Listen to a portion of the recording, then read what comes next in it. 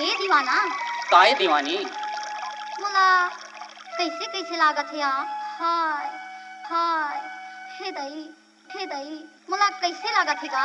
कैसे लागत है मोला ठंडी लागत है, मोला शीत लगे है, ऐसे लागत है का। ऐसे हाँ तो चलना तो स्पेशल व्यवस्था करूँ कहाँ में वही कोदो पैरा में। ऐसे हाय रे हाय कोदो पैरा माया हाय कोदो पैरा माया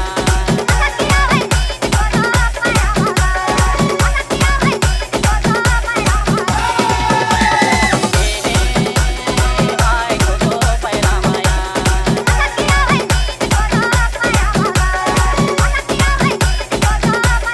डीजे परिहार